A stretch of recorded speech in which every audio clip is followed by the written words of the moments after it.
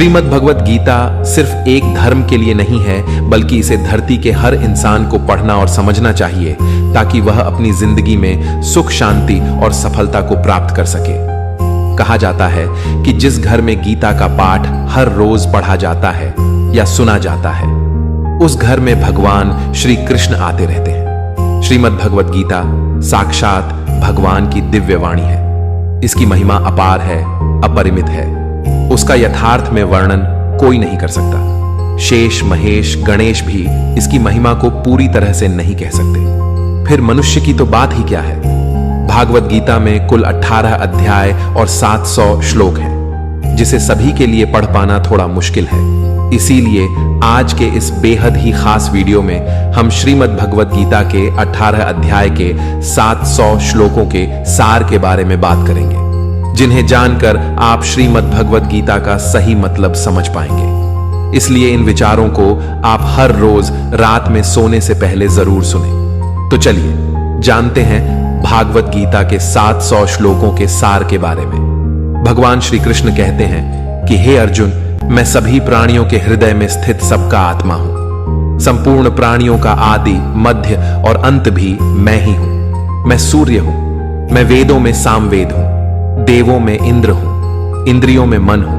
मैं ब्रह्मा हूं। मैं विष्णु हूं। मैं महेश हूं। जलाशयों में मैं समुद्र हूं। पर्वतों में मैं हिमालय हूं। इस संपूर्ण संसार में तुम जो कुछ भी देख पाते हो, सब मैं ही हूं। कोई आदमी चाहे लाख चीजें जान ले, चाहे वह पूरे जगत को जान ले, लेकिन अगर वह स्वयं को नहीं जानता तो वह अज्ञानी है। अगर कोई आपको ठुकरा दे तो बुरा मत मानना, क्योंकि वे वास्तव में आपकी कीमत नहीं जानते।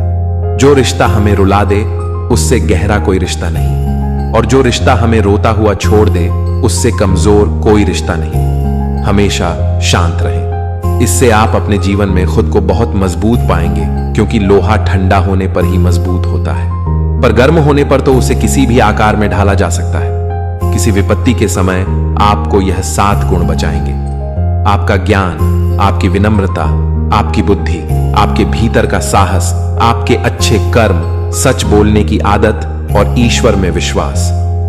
आत्मा हमेशा जानती है कि सही क्या है और गलत क्या है, लेकिन मनुष्य के सामने चुनौती तो मन को समझने की होती है।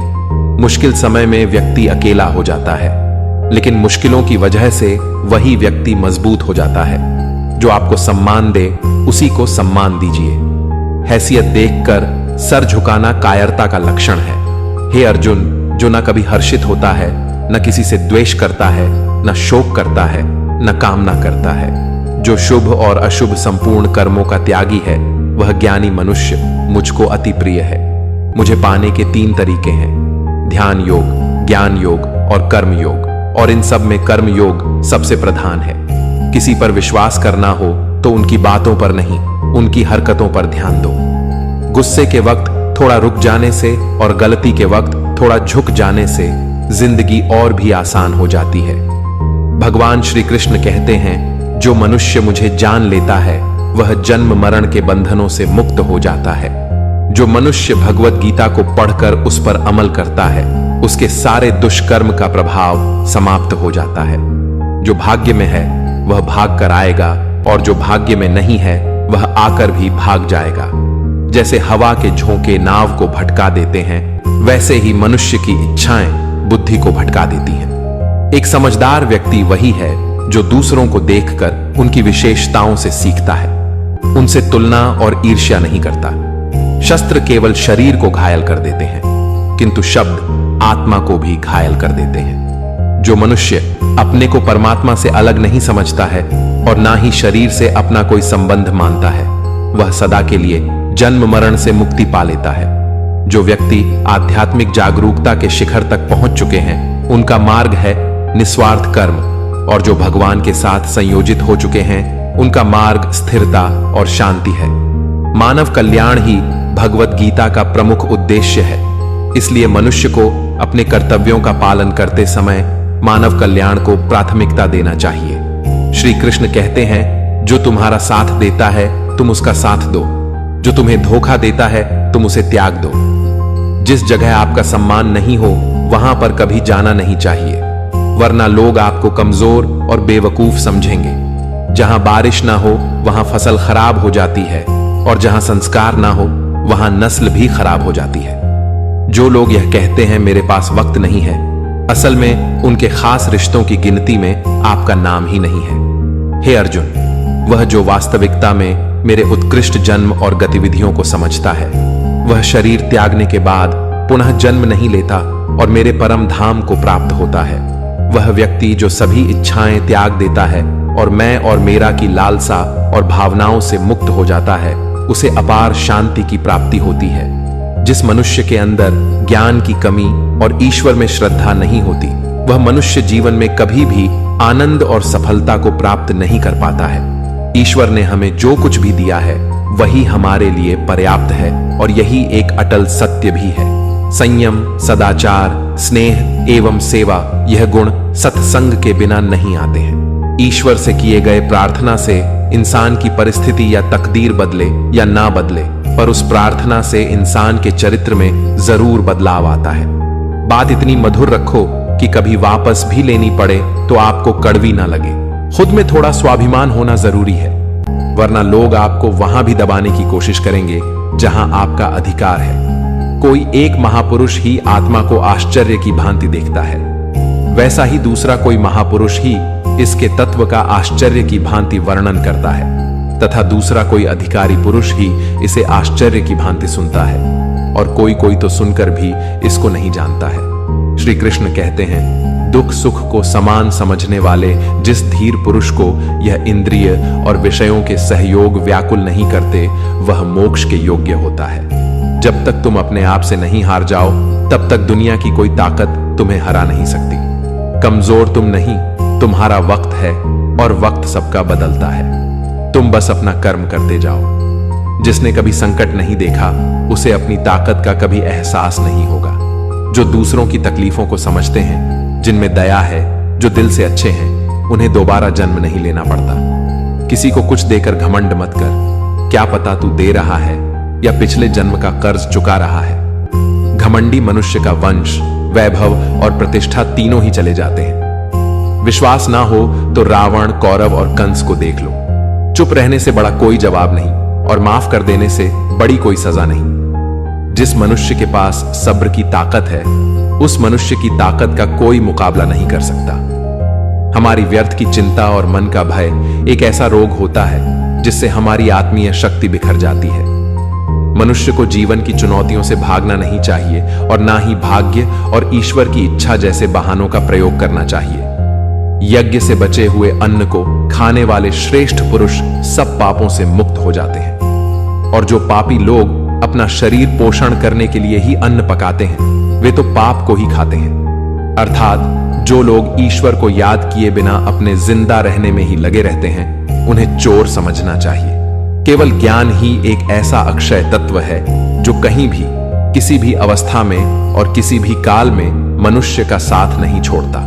धरती पर जिस प्रकार मौसम में बदलाव आता है, उसी प्रकार जीवन में भी सुख दुख आता जाता रहता है।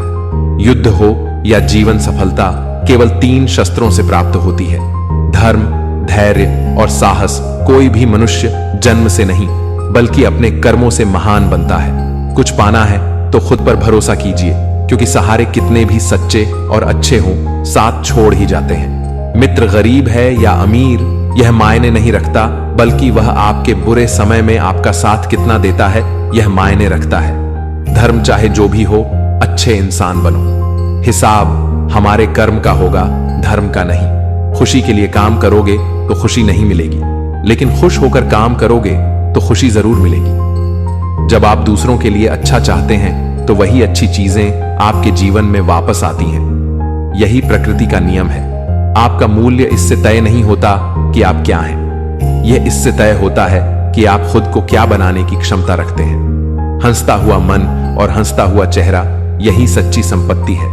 जितना इंतजार वह आपसे करवा रहा है, समय आने पर वह इतना देगा कि संभाल भी नहीं पाओगे।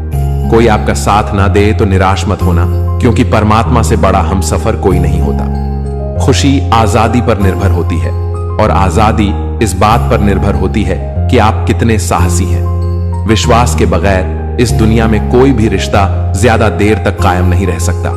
यदि किसी भूल के कारण कल का दिन दुख में बीता तो उसे याद कर आज का दिन व्यर्थ न करें। बहुत से ऐसे लोग हैं जो कर्म करते हुए ही परम सिद्धि को प्राप्त हुए थे।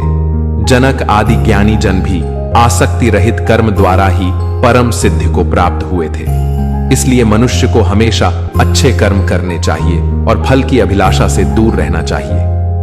हे अर्जुन, मेरा इन तीनों लोकों में ना तो कुछ कर्तव्य है और ना ही कोई वस्तु प्राप्त करने योग्य है, फिर भी मैं कर्म करते हुए अपने कर्तव्य का निर्वाह करता हूं। श्री कृष्ण कहते हैं, हे पार्थ, यदि मैं कर्मों को करने में सावधानी ना बरतूं तो बड़ा अनर्थ हो जाएगा, क्योंकि मनुष्य सब प्रकार से मेरे ही मार्ग का अनुसरण करते हैं। इस दुनिया में हारे हुए इंसान की तकलीफ में पड़े हुए इंसान की कोई मदद नहीं करता, और अगर कोई इंसान थोड़ा सा सफल हो जाए तो उससे कोई खुश नहीं होता। इसीलिए अपना दुख किसी को बताओ मत और अपनी खुशी किसी के आगे जताओ मत। मनुष्य का आहार हमेशा सात्विक और संतुलित होना चाहिए। जिस इंसान को यह समझ नहीं कि क्या खाना चाहिए, कितना खाना चाहिए, कहां खाना चाहिए और कैसे खाना चाहिए, वह परमात्मा को कभी नहीं पा सकता। जो मंदबुद्धि मनुष्य सिर्फ दिखावे के लिए कहता है कि उसने समस्त इंद्रियों को वश में कर लिया है, परंतु वह मन ही मन उन इंद्रियों के विषयों का चिंतन करता रहता है, वह मनुष्य मिथ्याचारी अर्थात दंभी कहा जाता है। जो पुरुष परंपरा से नहीं चलता, सृष्टि चक्र के नियमों का पालन नहीं करता अर्थात अपने कर्तव्य का पालन नहीं करता, वह इंद्रियों के द्वारा भोगों को भोगने वाला पापी पुरुष व्यर्थ ही जीता है। परंतु जो मनुष्य आत्मा में ही रमण करने वाला और आत्मा में ही तृप्त तथा आत्मा में ही संतुष्ट हो, उसके लिए कोई कर्तव्य नहीं है। आत्मा का मतलब यहां सबसे बड़ा सच है, और जो सत्य को समझता है, सत्य में ही खुश होकर सत्य में ही रहता है, उसके लिए कोई कर्तव्य नहीं है। लेकिन ऐसा कोई लाखों करोड़ों में एक होता है। उस महापुरुष का इस विश्व में ना तो कर्म करने से कोई प्रयोजन रहता है और ना कर्मों के ना करने से ही कोई प्रयोजन रहता है, तथा संपूर्ण प्राणियों में भी इसका स्वार्थ से कोई संबंध नहीं रहता। कहने का सीधा मतलब है जिसे परमात्मा मिल चुका है। श्रीमद् भागवत गीता में श्री कृष्ण कहते हैं, असली शक्ति केवल बाहरी विजय में नहीं बल्कि भीतर की स्थिरता में है। जब परिस्थितियां विपरीत हो और सब कुछ अस्थिर लगे, तब भी यदि तुम्हारा मन शांत और अडिग है तो समझो कि तुम्हारे पास वास्तविक शक्ति है। बाहरी परिस्थितियां केवल अस्थायी हैं, लेकिन आंतरिक संतुलन तुम्हें अडिग रखता है। मनुष्य का सबसे बड़ा शत्रु उसका खुद का अहंकार और लालसा है। यह दोनों धीरे धीरे आत्मा को कमजोर कर देते हैं। लेकिन जब तुम स्वयं को नियंत्रित करना सीखते हो, अपने मन को संयमित करते हो और लालसा और अहंकार से मुक्त हो जाते हो, तब तुम्हारा जीवन सरल, सुंदर और सशक्त बन जाता है। सच्चा प्रेम केवल पाने का नाम नहीं है, यह देने का नाम है। बिना शर्त प्रेम करने वाला व्यक्ति ही वास्तविक आनंद और शांति का अनुभव करता है। प्रेम में स्वार्थ नहीं, केवल सेवा और समर्पण होना चाहिए। यही शक्ति है जो रिश्तों को समय और परिस्थिति से परे अटूट बनाती है। अकेलापन कभी कमजोरी नहीं है, बल्कि आत्मा की खोज का अवसर है। अकेले रहकर तुम्हें अपने भीतर की आवाज सुनने, अपनी असली क्षमता पहचानने और अपने डर और कमजोरियों का सामना करने का समय मिलता है। भीड़ के पीछे चलना आसान है, लेकिन अपनी राह खुद बनाना ही असली साहस है। श्री कृष्ण कहते देते हैं, हर असफलता जीवन का शिक्षक है।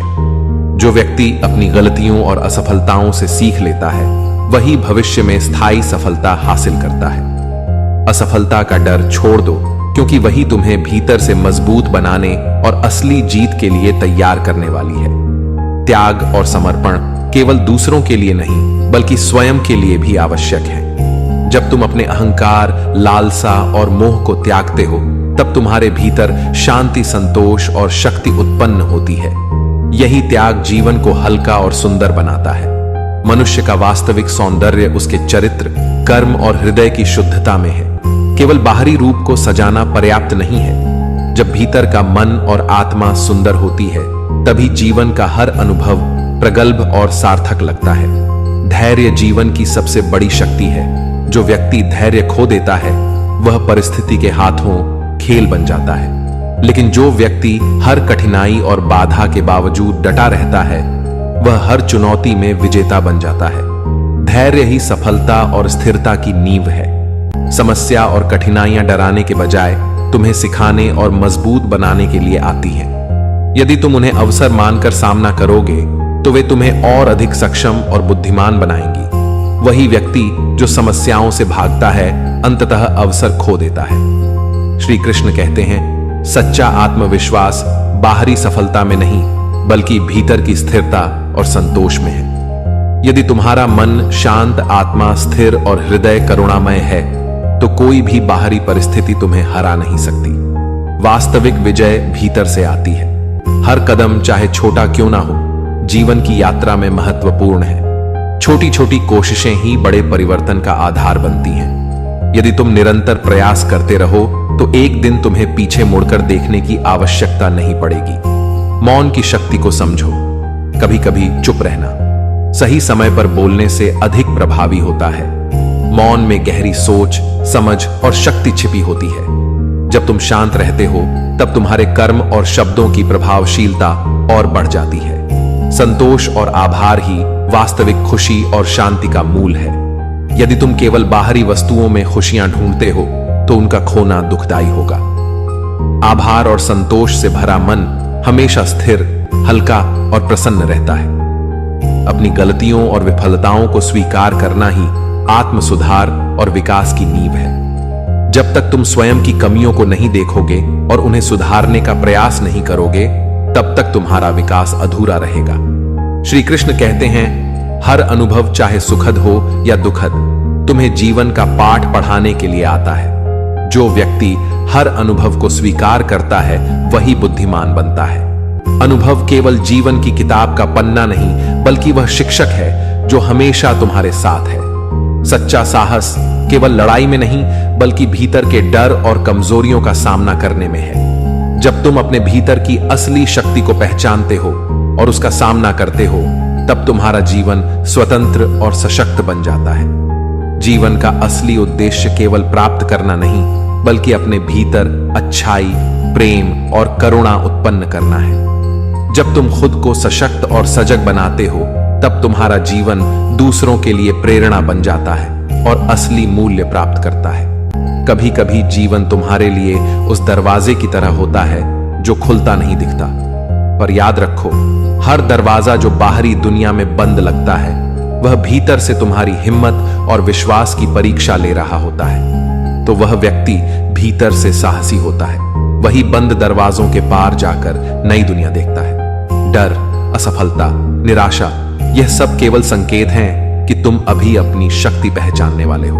मनुष्य की असली लड़ाई हमेशा बाहर की दुनिया से नहीं होती बल्कि अपने भीतर के अव्यवस्थित विचारों, अपने अहंकार और अपने डर से होती है। जब तुम अपने मन को शांत करते हो और अपने भीतर की आवाज सुनते हो, तभी तुम्हें समझ में आता है कि असली विजय केवल बाहरी जीत से नहीं बल्कि अपने आप को जीतने से मिलती है। कभी अपने दुख को दूसरों की अपेक्षाओं के अनुसार न तोलो। तुम्हारा दर्द केवल तुम्हारा है और उसे केवल तुम ही समझ सकते हो। दूसरों के समझने की कोशिश में अपना समय मत गवाओ। तुम्हारा अनुभव, तुम्हारी पीड़ा और तुम्हारा मौन, यही तुम्हारे असली शिक्षक हैं। श्री कृष्ण कहते हैं, खुद को पहचानो और अपनी अनोखी पहचान पर गर्व करो। दूसरों की अपेक्षाओं के अनुसार जीना आसान है, लेकिन यह तुम्हें भीतर से खोखला कर देता है। जो व्यक्ति अपनी आत्मा की आवाज सुनता है और उसी पर चलता है, वही सच्चे अर्थों में स्वतंत्र होता है। दूसरों की राय को अपने मूल्य का मापदंड मत बनने दो। सच्चा सुख बाहरी वस्तुओं में नहीं, भीतर की संतुष्टि में है। धन, पद और प्रसिद्धि क्षणिक हैं। यदि तुम भीतर से संतुष्ट और शांत रहो तो दुनिया के कोई भी संघर्ष तुम्हें हरा नहीं सकते। संतोष और आभार से भरा मन ही सबसे बड़ा खजाना है। दूसरों को माफ करना केवल उनका नहीं, तुम्हारे लिए भी महत्वपूर्ण है। जो व्यक्ति अपने हृदय से कड़वाहट और क्रोध को निकाल देता है, वह भीतर से हल्का और मुक्त हो जाता है। क्षमा केवल दूसरों को छोड़ना नहीं है, बल्कि अपने आप को बोझ मुक्त करना है। असफलता जीवन का हिस्सा है और यह तुम्हें कमजोर नहीं बल्कि मजबूत बनाती है। हार को अंतिम ना मानो, बल्कि इसे सीख और अनुभव का माध्यम समझो। हर बार गिरने के बाद उठना ही असली विजय है। जो व्यक्ति इस सीख को अपनाता है वही अंत में शिखर पर पहुंचता है। श्री कृष्ण कहते हैं, समय की कदर करना सीखो। हर क्षण अमूल्य है और एक बार बीत जाने के बाद लौट कर नहीं आता। जो लोग समय का सही उपयोग करते हैं वही जीवन में स्थायी सफलता और शांति पाते हैं। समय केवल अवसर ही नहीं बल्कि जीवन की सबसे बड़ी शिक्षक भी है। अकेलापन कभी कमजोरी नहीं है बल्कि शक्ति का स्रोत है। अकेले रहकर तुम अपने मन और आत्मा की आवाज सुन सकते हो, अपने भीतर छुपी शक्ति को पहचान सकते हो और वास्तविक शांति पा सकते हो। भीड़ के पीछे चलने से बेहतर है अपनी राह खुद बनाना। सपने बड़े रखो और उनका पीछा करो। सपनों का असली मूल्य तभी समझ में आता है जब उन्हें कर्म में बदला जाए। केवल सोचने से कुछ नहीं बदलता। हर दिन हर पल एक नया अवसर है। यदि तुमने इसे खो दिया तो कल का दिन भी अधूरा रहेगा। प्रेम केवल पाने का नाम नहीं है, यह देने का नाम है। बिना शर्त प्रेम करने वाला व्यक्ति ही सच्चे सुख और संतोष को अनुभव कर सकता है। जब तुम दूसरों के जीवन में खुशियां लाते हो तो तुम स्वयं को भी अमूल्य आनंद देते हो। श्री कृष्ण कहते हैं, देखे हैं, मौन की ताकत को समझो। कभी कभी चुप रहना सही समय पर बोलने से अधिक प्रभावशाली होता है। मौन में एक ऐसी शक्ति होती है जो शोर से कहीं अधिक गहरी और स्थायी होती है। कभी अपने अतीत को बोझ मत बनने दो। गलतियों और विफलताओं को अनुभव समझो। वही अनुभव तुम्हें मजबूत बनाते हैं और भविष्य के लिए दिशा दिखाते हैं। अपने अतीत से डरने के बजाय उसे गले लगाओ और सीखों को अपनाओ। सच्ची स्वतंत्रता भीतर से आती है। जब तुम्हारा मन इच्छाओं और भय से मुक्त होता है तभी जीवन का असली आनंद मिलता है। बाहरी परिस्थितियां चाहे जैसी भी हों, भीतर से स्वतंत्र व्यक्ति कभी हार नहीं मानता। हर समस्या के भीतर एक अवसर छुपा होता है। जो व्यक्ति समस्या को चुनौती समझकर उसका सामना करता है वही अवसर का लाभ उठा पाता है। समस्या डराने के बजाय तुम्हारे भीतर छुपी शक्ति को जगाती है। श्री कृष्ण कहते हैं, असली महानता बाहरी पदों या सम्मान में नहीं बल्कि दूसरों के जीवन को सरल बनाने और उन्हें प्रेरित करने में है। जो व्यक्ति अपने कर्मों और प्रेम से दूसरों को उठाता है वही सच्चा महान कहलाता है। अपने भीतर करुणा और दया को विकसित करो।